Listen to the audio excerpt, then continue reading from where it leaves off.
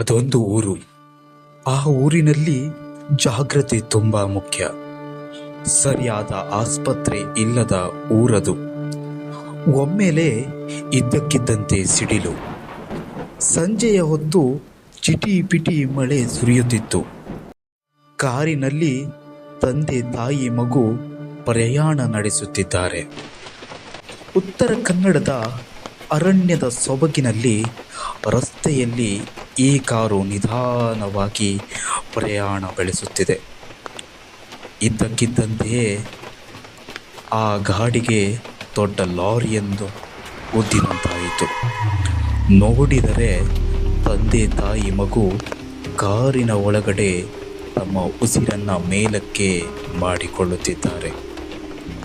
ಅಲ್ಲಿಯೇ ಇದ್ದಂಥ ಸ್ಥಳೀಯರು ಇವರನ್ನ ಸುಸಜ್ಜಿತ ಆಸ್ಪತ್ರೆಗೆ ಕೊಂಡೊಯ್ಯಬೇಕೆಂದು ವಾಹನದ ವ್ಯವಸ್ಥೆ ಮಾಡಿದರು.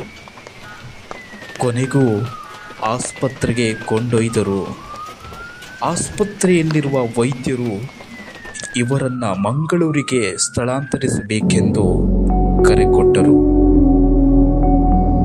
ಇವರನ್ನ ಆಂಬ್ಯುಲೆನ್ಸ್ ಮೂಲಕ ಮಂಗಳೂರಿಗೆ ಕೊಂಡೊಯ್ಯುವಾಗ ದಾರಿಯ ಮಧ್ಯೆಯಲ್ಲೇ ಮೂವರ ಪ್ರಾಣ ಪಕ್ಷಿ ಹಾರಿ ಹೋಗಿಬಿಟ್ಟಿತ್ತು.